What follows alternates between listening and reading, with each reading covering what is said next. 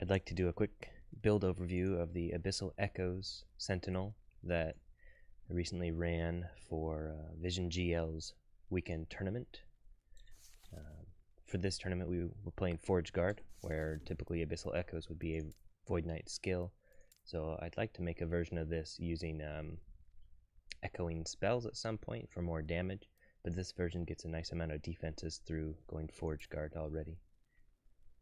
Essentially what this build does is casts Devouring Orb. Let's turn down the game volume for a second. Cast Devouring Orb on cooldown, or on auto cast. So we have 3 of these out at all times, and we use the Dark Torrent node to have them be casting these Abyssal Orbs. This is proccing lots of hits for us, which is what we want.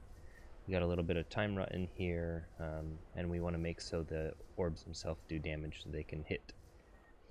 Abyssal Echoes, then I have going into recasts and lowered mana efficiency without increasing the delay too much. The increased damage over time taken nodes for Abyssal Echoes and for Volatile Reversal appear to be bugged currently, so I haven't taken those, but those could go into the build once they're fixed. So the point of this is to cast Abyssal Echoes and then have the dot proc when you hit them. So you see these small numbers are all the ignites and things, Time Rot that's going off, but the 1000 damage that goes in here, 1600, 1800, 1900, 1800, those are all when Abyssal Echoes does its AoE, and then a hit causes that amount to immediately be dealt here. If they take a hit, all the damage from Abyssal Decay is dealt to them immediately. So that's the main damage source of this build. I'm using Vengeance for defense, make Riposte last longer, get some defense, also a little bit of damage from the Void Essences. These Iron Blades also help to proc Abyssal Echoes damage. Lunge is being used for mobility, as well as the massive amount of defenses here from Elemental and Void Protection, Armor, Invulnerable while dodging, cooldown reduction. You basically can dash anywhere and you have a huge amount of defenses. So you can, I have a modest amount of protections right now, low health but modest protections, and then when I lunge once, goes up considerably. When I lunge again, you can see that everything except Necrotic and Poison is in a fairly good place, of about 2,500 effective HP, and if I can keep it up all the time, I have about 3,000 effective HP across the board. To get my Necrotic protection up, I've attempted to craft Necrotic protection on most things, and then I'm using the increased Necrotic protection prefix on Amulet to help increase that amount. This is on a solo character that I've only played for the last weekend, so gear is limited at this point. I'm not too worried about increasing my poison protection much more. I'll continue to try to get more vitality. You can see I'm already stacking a great deal of vitality here on my gear. I've focused on crafting that on most everything that I can. Glancing Blow here is on these 4, and then we focus on getting of Defiance, armor and protections on the helmet, the chest, and the belt. The worst pieces of gear I have right now are my staff and my belt, where I'm missing a huge amount of damage. I'm supposed to have ignite chance after potion use, which gets up to 300% on tier 5 for belt, and I'm missing that entirely. And then this damage roll is terrible. it's a tier 3 damage with a throwaway chill suffix and increased mana regen. I need the mana regen, and this is the best I've been able to craft. It's not been very kind to me there. I also only have 2 of the Void Spell mana efficiency idols that I want, and I'm missing 2 of them. One of them is a low roll, one off of the minimum, so I'm going to be getting a lot more mana efficiency as I continue to work on this build, hopefully to the point where I can keep Abyssal Echoes on autocast as well, which will greatly increase my amount of my damage. But right now I just don't have the mana efficiency and mana regen to handle that kind of mana usage. Sigils is used for a little bit of extra ignite chance. I have 4 sigils, so this can go up to 120% global ignite chance, a little bit of damage, a little bit of armor, and this helps me if I don't have my buffs up. When I take a big hit, I get a little bit of health back, and then these can proc through killing enemies. I have to cast them manually to keep up for most of the time, but only every now and again. So that's the skill setup. For the passives, I've gone into Paladin to grab sigils, and I've focused on getting attunement, and this elemental protections is the more important part. Attunement's great for damage, but the elemental protections is really what I wanted there. And then grabbing the vitality here is an extra chance to proc a hit for more ignites on my melee attacks. Void Knight, I've gone in to grab Devouring Orb and Abyssal Echoes. Took this damage. You could very well take the health, but I took a little bit of extra damage, and then I really wanted to grab the Leech here for survivability, since I'm doing mostly void damage with a splash of Ignite. This void damage Leech is really helpful, and then I've topped it off with some attunement to grab Devouring Orb.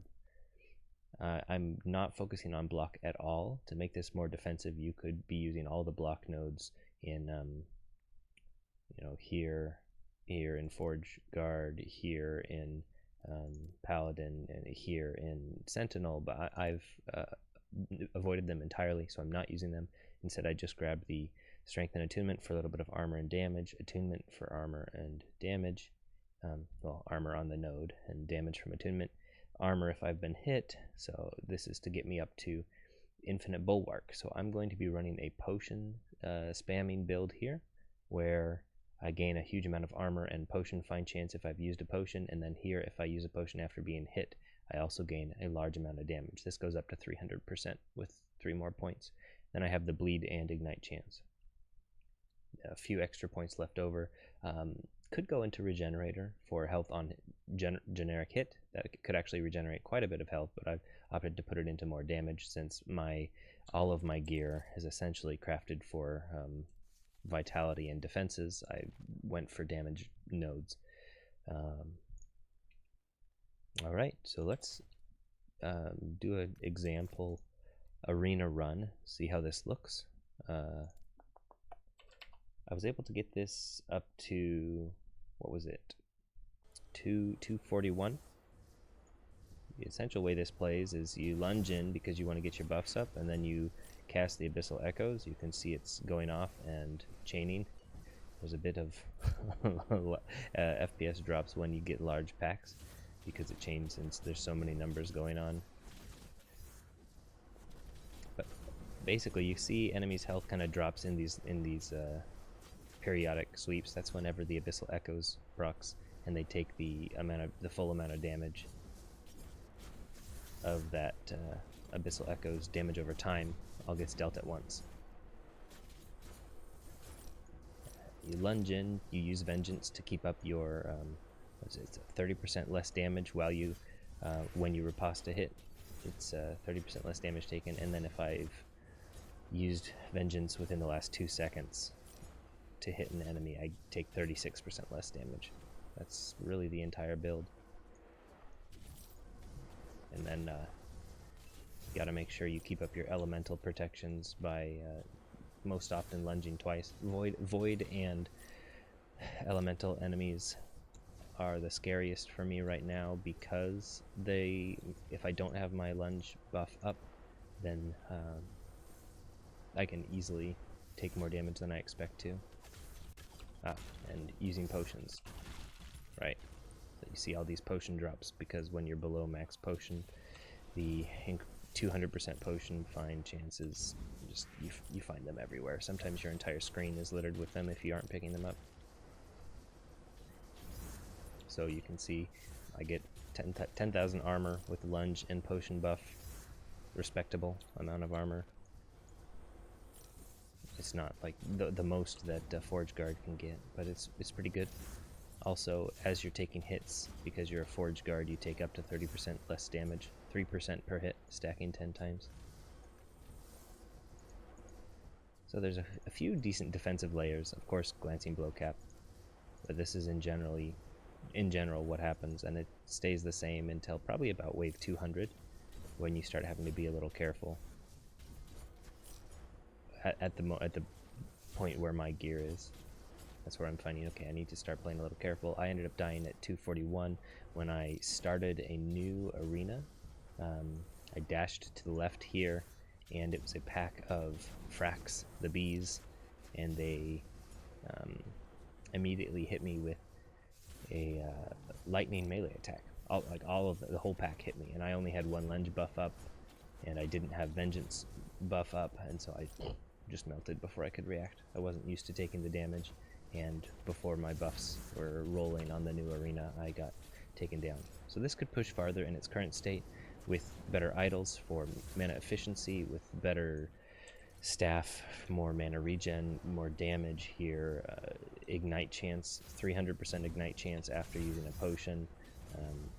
The damage for this can be increased quite a bit, even as a Forge Guard.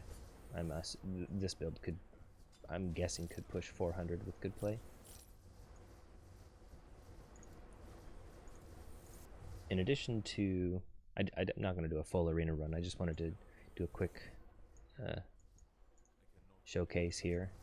In addition to being fairly strong in the arena for the current patch, with the way scaling works, you can see I'm level 86, and it's not like I'm suffering for it. I've been gaining 30% damage every level for the past 7 levels, so that's fine. In addition to arena being fairly strong, monoliths go extremely quickly. Because lunge has such a short cooldown and multiple stacks, and then a lot of your damage just happens passively as you walk around, all you have to do is keep Abyssal Echoes up.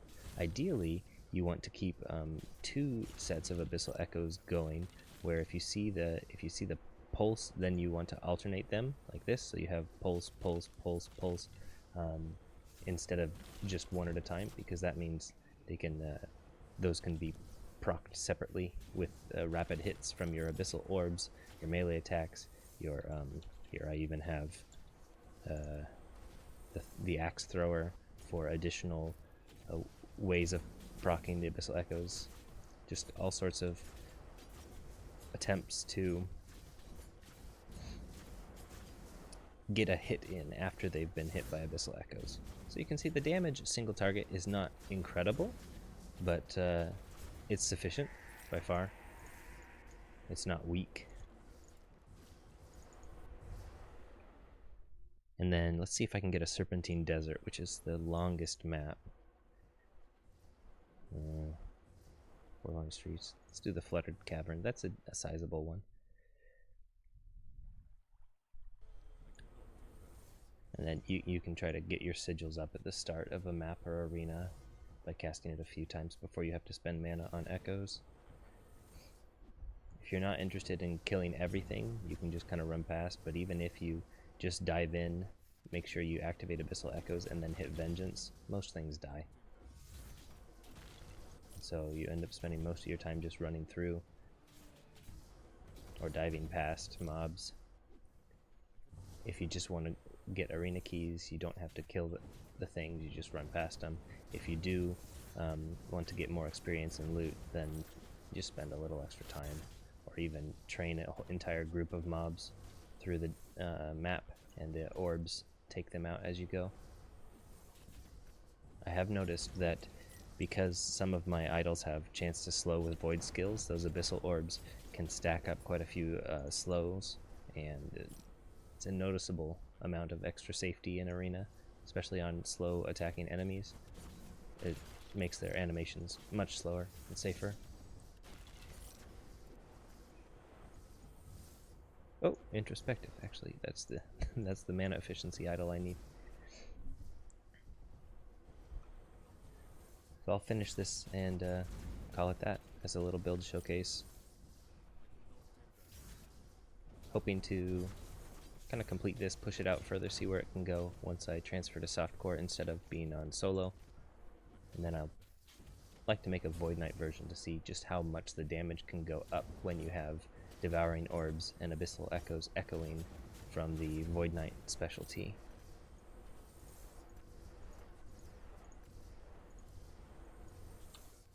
Here, your melee attacks and void spells can echo, and then it's a 10, 20, 30, 40% chance to echo. It'll be an interesting one. And then when Volatile Reversal gets fixed, that'll be an additional 90% damage over time taken by the enemy, well, 60% damage over time taken by the enemy, 30% damage taken by the enemy, and then here 30% damage over time taken by the enemy. Those are all broken nodes. That's a large damage multiplier to add on top of everything.